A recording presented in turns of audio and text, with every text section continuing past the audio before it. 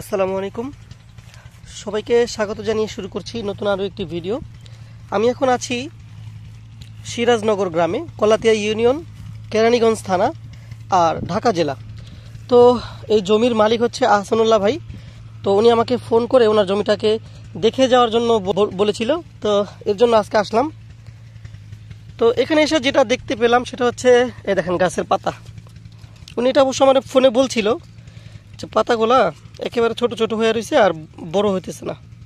এই দেখেন পাতা খুব শক্ত, আর ওনার যে নতুন যে ইগুলা বের হচ্ছে লতা বা শাখা, সেইগুলাও খুব শক্ত, মানে গাছটা অনেক টাইট হয়ে গেছে এটা বলতেছে। দেখেন অবস্থা। আর সবচেয়ে দুঃখের বিষয় যেটা, সেটা হচ্ছে দেখেন পটল কত ছোট ছোট হয়ে গেছে। এই দেখেন ওই যে তেলাকোষ থাকে না, ওরকম একেবারে ছোট ছোট।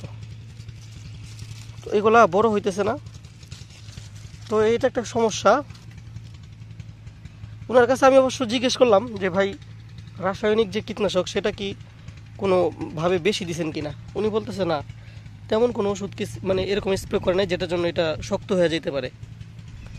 যেমন ধরেন আপনার কেউ যদি পচার যে ওষুধ, পচার জন্য কি অ্যাজক্সিস্ট্রবিন, ডাইফেনোকোনাজোল, তারপর আপনার টেবুকোনাজোল, ট্রাইফ্লক্সিস্ট্রবিন, তারপরে আপনার আরও অনেক আছে। এগুলা যদি কার্বনডাজিম, এগুলাও যদি বেশি পরিমাণে স্প্রে করে তাহলে কি হয়, গাছগুলো শক্ত হয়ে যায়, এরকম টাইট হয়ে যায়, এগুলো বাড়ে না। আবার আপনার ওই যে উড়ানির জন্য, যে উড়ানি সাদামাছির জন্য যে কিছু কিছু মানে আছে কীটনাশক আছে, ওইগুলো স্প্রে করলেও কিন্তু গাছ শক্ত হয়। তো এর জন্য জিজ্ঞেস করলাম যে ভাই ওইগুলাই কি স্প্রে করছেন নাকি। উনি বললো কি ভাই এমনি তো গাছ শক্ত হয়ে রয়েছে, আমি কি স্প্রে করবো। তো যাই হোক, এইগুলো শুনলাম, শোনার পরে আজকে নিজের চোখে দেখতে আসলাম। এই দেখেন পাতার অবস্থা, সবগুলো পাতাই ছোট ছোট, মানে এই গাছের যেভাবে বেড়ে ওঠার কথা ওইভাবে গাছগুলা বাড়ে নাই। এই দেখেন পটল, ওই জায়গাটি তো দেখাইলাম, এখন এই জায়গাগুলো ছোট ছোট। এই যে পটলের সাইজ দেখেন কত ছোট থাকতেই কিরকম মোটা হয়ে ফুলে গেছে। এই যে সব ছোট ছোট, যেভাবে এটা বাড়ার কথা ওইভাবে বাড়তেছে না। এখন হচ্ছে আপনার কি মাস, এটা হচ্ছে মে মাস। সাধারণত ফেব্রুয়ারি মাসে কিন্তু পটল বাজারে নেওয়া যায়, কিন্তু এখন মে মাস, তারপরেও পটল গাছের এই অবস্থা, তাহলে কিন্তু এটা খুবই দুঃখজনক বিষয় ওনার জন্য। তো যাই হোক, এই হচ্ছে অবস্থা। তো উনি এখানে সার ব্যবস্থাপনাটা আমাকে যেভাবে বলছে সেটা আমি আপনাদের সাথে একটু শেয়ার করব। আসসালামু আলাইকুম। ওয়ালাইকুম সালাম। তো আপনারা এখন আমার স্ক্রিনে যাকে দেখতে পাচ্ছেন, ইনি হচ্ছেন এই জমির চাষি।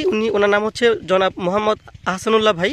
তো ভাই, আপনার কাছে আমাদের প্রথম যে প্রশ্ন সেটা হচ্ছে, সর্বপ্রথম বছরের শুরুতে আপনি কিভাবে এটা সার ব্যবস্থাপনাটা করলেন? আমি সার ব্যবস্থা করছিলাম ভাই, পানি দিছি, পানি দেওয়ার পরে কালো সার দিছি বেশি পরিমাণ, মানে দুইবারে 50 কেজি দিছি। সাদা সার আমি ব্যবহার করি না, সাদা সার ব্যবহার করছি হাইস্ট বেশি হলে 3 কেজি, এর বেশি আমি ব্যবহার করি না। সাদা সার মাত্র 3 কেজি, মানে ইউরিয়া সারটা 3 কেজি দিচ্ছেন মাত্র? 3 কেজি মাত্র, হ্যাঁ।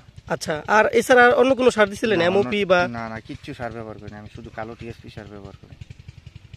ও আচ্ছা আচ্ছা, এরপরে এই অবস্থা, তাই না? তো যাই হোক, এই হচ্ছে গাছগুলোর অবস্থা। তো ওনাকে পরামর্শ দিলাম যে ভাই আপনি এক কাজ করেন, আপনার সার যে ব্যবস্থাপনা সেটা কিন্তু ভালো হয় নাই। আপনি এখানে ওই ইউরিয়া সারটা, এমওপি সার, তারপরে টিএসপি সবগুলাই কিন্তু লাগে, প্রতি বছরই লাগে গাছের জন্য। তো এই দেখেন, কথা বলতে বলতে আরেকটা শত্রু পোকা আপনাদেরকে দেখাই। এটা হচ্ছে ফ্রুট ফ্লাই। এটা কি করে, মানে ফলের মধ্যে আপনার ওই যে অভিপোজিটর দিয়ে ডিম পাড়া দেয়, সেখান থেকে আপনার ভিতরে এটা ফলটা নষ্ট হয়ে যায়, কিরা হয়ে যায়। এটার জন্য তো অনেক ধরনের ফেরোমন ফাঁদ আছে, এগুলো ব্যবহার করতে হয়। অনেক আপনার পটলের জমির ম্যাক্সিমাম পটল এই যে এইভাবে এই পোকাগুলো নষ্ট করে ফেলায়। এই দেখেন, এই একটা নতুন পটল এটা নষ্ট করে ফেলাইছে। যাই হোক, প্রসঙ্গ চেঞ্জ হয়ে যাইতেছে এখন। তো ওনার সাথে কথা বলার পরে যেটা বুঝতে পারলাম সেটা হচ্ছে ওনার সার ব্যবস্থাপনাটা ভালো হয়নি।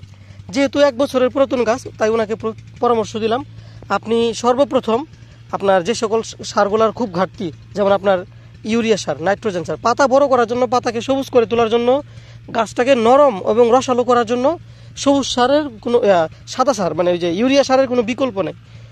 এবং জৈব সারও আছে। যাই হোক, ইউরিয়া সারটা ওনাকে ব্যবহার করতে বললাম বিঘা প্রতি 10 কেজি।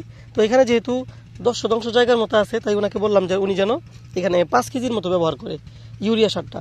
আর সাথে ওনাকে বললাম যে উনি যেন নেমাটোড দেয়, অবশ্যই ভালো মানেরটা বলতে আমি স্কোয়ার একটা পছন্দ করি, মানে কি জন্য, ওইটার গুণগত মান আমার কাছে ভালো লাগে। আপনারা চাইলে এটা ব্যবহার করতে পারেন, স্কোয়ার ফার্মাসিউটিক্যালসের ইকোফ্রান। তো যাই হোক, ওইটা এখানে 10 শতাংশের জন্য 1 কেজি পরিমাণ দিলেই যথেষ্ট। আর যেহেতু মাটিটাও মোটামুটি এখন একটু ভিজা আছে, বৃষ্টি হয়েছে গতকালকে, তো 1 কেজি ইকোফ্রান আর এর সাথে হচ্ছে 5 কেজি ইউরিয়া সার, আর যদি পারে সাথে 1 কেজি বা 2 কেজি ভালো মানের ম্যাগনেসিয়াম, এভাবে যদি উনি স্প্রে মানে এই গাছের গোড়ায় ছিটিয়ে দেয়, আশা করি এটার মানে সামান্য থেকে শুরু হলেও ভালোভাবে পরিবর্তন আসবে। আর এর পাশাপাশি ওনাকে আরেকটা পরামর্শ দেবো, সেটা হচ্ছে উনি যেন অবশ্যই এখানে আপনার টাইকোজেব এবং জিলচিলেটেড এই দুইটা স্প্রে করে। টাইকোজেবটা হইতেছে আপনার ম্যানকোজেব গ্রুপের স্কোয়ার ফার্মাসিউটিক্যালসের, আর জিলচিলেটেড এটা হইতেছে আপনার চিলেটেড জিঙ্ক, এটার মধ্যেও আপনার গাছের খাবারই। তো যাই হোক, আর এটার পরিমাণটা হইতেছে গিয়া 17 গ্রামের একটা প্যাকেট 30 থেকে 32 কেজি পানির সাথে মিশায় উনি স্প্রে করবে, এই হচ্ছে পরিমাণ। আর যে টাইকোজেব ওইটার পরিমাণ হচ্ছে প্রতি 1 লিটার পানির জন্য 16 গ্রাম, তাহলে 100 গ্রামের প্যাকেটে উনি 2 ট্যাঙ্কি করব, 16 লিটার পানিতে 2 ট্যাঙ্কি করবো 100 গ্রামের প্যাকেট দিয়া। তো যাই হোক, এইভাবে উনি নিয়ে স্প্রে করতে বললাম। তো এর যে রেজাল্ট সেটা আমি আপনাদেরকে চেষ্টা করব দেখানোর জন্য। সম্মানিত দর্শক, এখন আমি সেই জমিতেই এসেছি। তো ওনার প্রথম ডোজ স্প্রে করার পরে কি অবস্থা, উনি বলতেছে নাকি খুব ভালো, তো এটাই দেখার জন্য আসলাম। তো এখানে আসার পরে যেটা দেখতে পাইলাম, মোটামুটি আগের চাইতে অনেক ভালো লাগতেছে, পাতাগুলোও কিন্তু আগের চাইতে একটু বড় বড় লাগতেছে, দেখেন। আর কিছু ফল টল দেখতে হবে যে ফলের সাইজটা কি অবস্থা। এইদিকে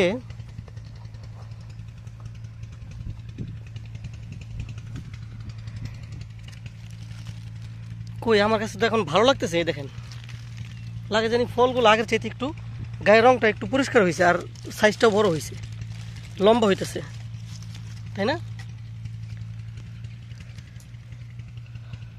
যাই হোক, এই দেখেন, এইদিকে দেখি,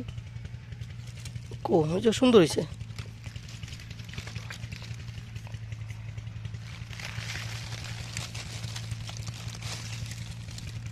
ওই যে উনি স্প্রে করছিল, এই যে নীল নীল রঙের ভরে রয়েছে না, এটা হচ্ছে টাইকোজেব। পাতার মধ্যে বা গায়ের মধ্যে যে নীল নীল রঙের দেখা যায়, এই যে এটা হচ্ছে টাইকোজেব। এই যে পাতার মধ্যে নীল হয়ে রয়েছে না, টাইকোজেব উনি স্প্রে করছে, এর জন্যই উনি আমার বলছে যে ভাই দেখা যায় না একটু আইসা। যাক, খুব ভালো লাগতেছে ওনার এই পরিবর্তন দেখে।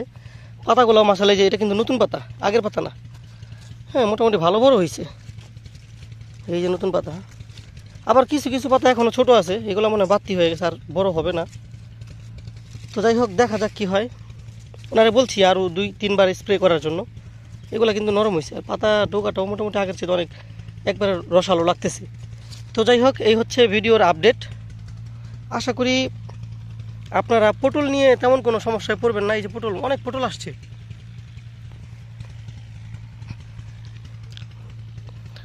মাশাআল্লাহ, সম্পূর্ণ জমিটাই খুব সুন্দরভাবে বাড়তেছে। এই যে একটা পটল, মাশাআল্লাহ খুব সুন্দর বাড়ছে, ওইখানেও আছে, এই যে।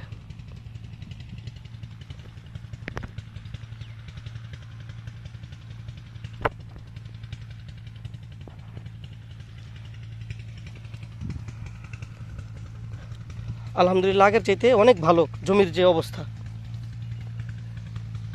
তো আশা করি এইভাবে যদি উনি আরও কয়েকবার স্প্রে করে টাইকোজেব এবং জিলচিলেটেড, আশা করি ওনার রেজাল্ট ইনশাল্লাহ আগের চাইতে অনেক ভালো চলে আসবে, আর গাছটা আস্তে আস্তে অনেকটা নরম হবে।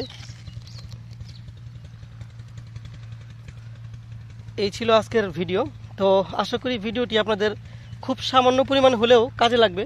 যারা যারা পটল চাষ করতে চান তারা কিন্তু এই ধরনের সমস্যার সম্মুখীন হতে পারেন। এর জন্য আমার মনে হয় আগে থেকে আপনাদের এই বিষয়ে সামান্য পরিমাণে ধারণা থাকলে ভালো হয়। দেখেন, পটল গাছ স্বাভাবিকভাবে বাড়ার জন্য কিন্তু অনেক ধরনের খাবারের প্রয়োজন আপনার। এই দেখেন, এটা পটলটা কিন্তু, এটা কিন্তু মাশাআল্লাহ খুব ভালো সাইজ। তো ওই খাবারগুলো ঠিকঠাক মতো দিয়ে রাখতে পারলে ফলনটা খুব ভালো আসে। তো সবাই অনেক অনেক ভালো থাকেন। আসসালামু আলাইকুম।